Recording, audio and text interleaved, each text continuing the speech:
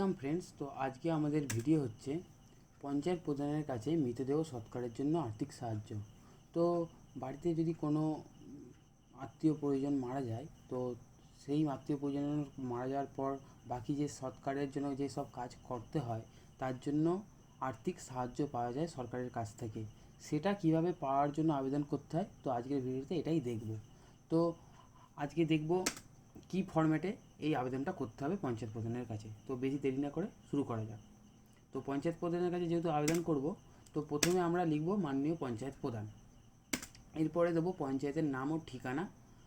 তো আমরা এখানে একটুখানি বলে দিই, তো এইখানে যে লাল কালিতে যেগুলো হেডলাইন করা থাকবে বা আন্ডারলাইন বা করা থাকবে, সেগুলো আপনাদের ডেটা বসিয়ে নিতে হবে, এটা একটু বুঝতে হবে আপনাদের, ঠিক আছে? তো এগিয়ে যায়। এরপরে আমরা বিষয় লিখব। তো সমব্যথী প্রকল্পের অনুদান পাওয়ার জন্য আবেদন, এখানে বিষয় লেখা হয়েছে। তো এখানে সমব্যথী কেন ব্যবহার করা হয়েছে, যেহেতু আমরা এই ভিডিওটা ওয়েস্ট বেঙ্গল থেকে করছি এবং ওয়েস্ট বেঙ্গলে এই প্রকল্পটার নাম হচ্ছে সমব্যথী প্রকল্প। তো সেই জন্য এখানে সমব্যথী, বিভিন্ন স্টেটে এই প্রকল্পের নাম বিভিন্ন হয়ে থাকে। তো সেখানে আপনারা বিষয় সেই প্রকল্পের নাম দিয়ে দিতে পারেন, অথবা এখানে দিয়ে দিতে পারেন যে মৃতদেহ সৎকারের জন্য আর্থিক সাহায্যের জন্য আবেদনপত্র, এটা আপনারা বিষয়ে দিতে পারেন। এরপরে মহাশয় এই দিয়ে শুরু করে আমি শ্রী বা শ্রীমতী, যেটা আপনি মহিলা বা পুরুষ হন সেটা টিক বেড়ে বা তলায় আন্ডারলাইন করে তা আপনার নাম দেবেন এবং পিতার নাম দেবেন, বা স্বামী থাকলে স্বামীর নাম দেবেন, ঠিক আছে? তারপরে পঞ্চায়েতের নাম দেবেন, ঠিক আছে? এই যেগুলো লাল লাল কালিতে হেডলাইন করা আছে, আন্ডারলাইন করা আছে, সেগুলো আপনাদের পঞ্চায়েতের নাম এগুলো বসাতে হবে। তো এখানে কি বসালেন, আবেদনকারীর নাম মানে আপনার নাম বসালেন, আপনার পিতা বা স্বামীর নাম বসালেন, এরপর পঞ্চায়েতের নাম বসালেন, তারপরে লিখবেন মানে ধরুন বিঘাটি গ্রাম পঞ্চায়েতের অন্তর্গত, আর দিয়ে ঠিকানা দেবেন ধিতারা গ্রামের স্থায়ী বাসিন্দা এবং সহায় সম্বল দুস্থ পরিবারভুক্ত, এই বলে লিখে দাড়ি দিয়ে তারপরে লেখা শুরু করতে হবে আমি পেশায় কাজের নাম।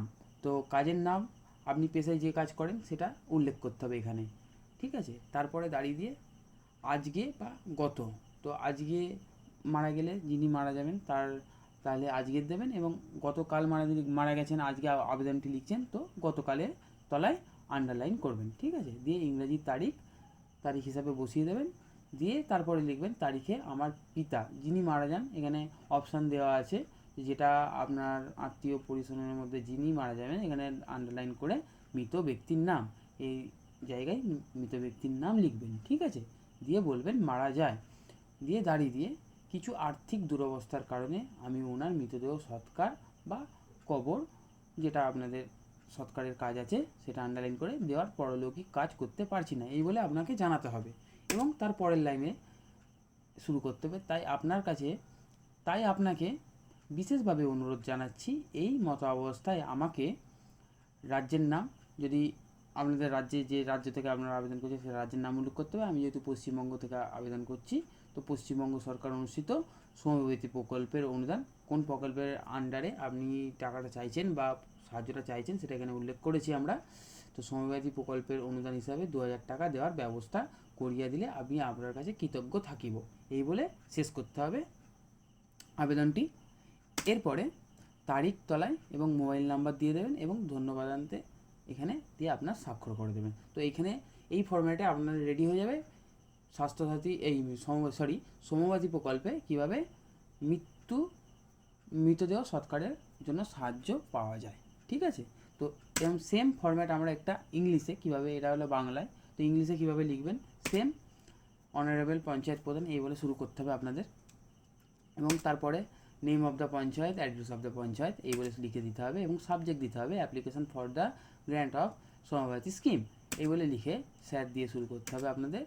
আই অ্যাম মিস্টার বা অর মিসেস, অ্যাপ্লিকেশন আপনার নাম এবং ফাদার বা হাজব্যান্ডের নাম, a resident of the village name, আপনাদের ভিলেজের নাম বা গ্রামের নাম দেবেন, আন্ডার পঞ্চায়েতের নাম দেবেন কোন পঞ্চায়েতের আন্ডারে, ডিস্ট্রিবিউট হেল্পলেস পোর ফ্যামিলি এই বলে শেষ করতে হবে, এবং তারপরে লাইন থেকে শুরু করতে হবে I am A work name, আপনি যে কাজ করেন, I am A work from farmer, work from labour, এইটা লিখতে হবে।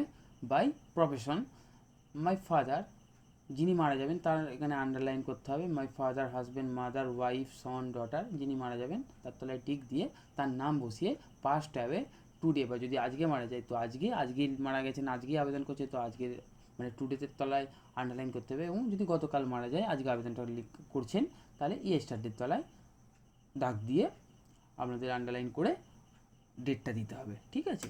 তো ডেটটা দেওয়ার পর আপনি লেখা শুরু করবেন, but due to financial crisis I am not able to do the funeral বা burial of his dead body.